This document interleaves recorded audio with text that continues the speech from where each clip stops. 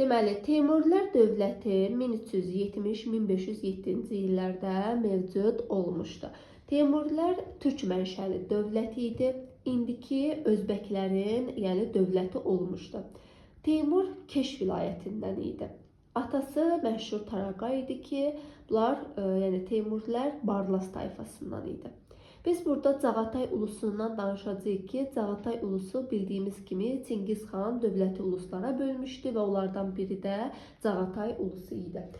Cağatay ulusu geniş müharibələr aparmayıb, ancaq hərbi sistemi güclü idi. 14-cü əsrdə iki yerə bölünür. Həmçinin deyəcəyik ki, Teymur Cağatay ulusuna xidmət etmişdi.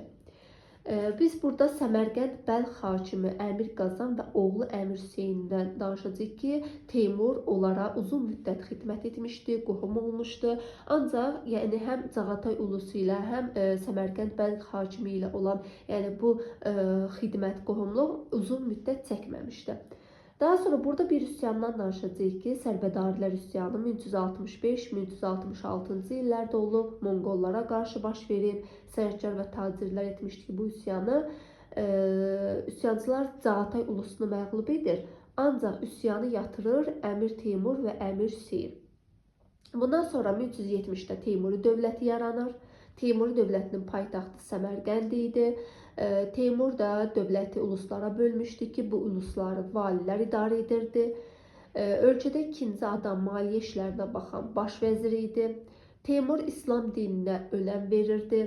Yürüşləri iqtisadi əhəmiyyət daşıyırdı Teymurun. Bu da onun Çingizdən fərqi idi. Yəni testə düşə bilər ki, Teymurun Çingizdən fərqi götürəcəksiniz ki, yürüşləri iqtisadi əhəmiyyət daşıyırdı. Teymuri intibahı mədəniyyəti var ki, düzdür, bu Teymurun adı ilə adlansa da, yəni onun dövründə baş verməyib, ondan varislərinin dövründə baş verib və bu Teymuri intibahının ən yaxşı, belə deyək də, səviyyəsi Şahruxun dövründə yaşanır. Teymuru dəmir adam adlandırırdılar, onun qanunnaməsi var idi. O xan titulunu qəbul edə bilmir, çünki Çingiz xanın nəslindən olmadığına görə xan titulu qəbul edə bilmir, əmir titulunu qəbul edir və yaxud da sultan titulunu. Onun dövlətinə Turan dövləti deyirdilər, özünü də Turan hökmdarı, yəni sultanı adlandırmışdı. Teymur Xarəzmi tutmaqla bütün Mərkəzi Asiyanı tutur, bu da onun Çingizlə oxşar cəhətidir. 1385-1388-ci ildə İrana, İraqa, Qafqaza yürüşlər edir. 1395-də Terik döyüşü baş verir ki, bu Terik döyüşündə Teymur Qızıl Ordunu məğlub edir. 1398-də Dehliyə, yəni Hindistana yürüş edir. 1402-ci ildə məşhur Osmanlılarla Ankara döyüşü baş verir ki, Əmir Teymur Osmanlıları məğlub edir.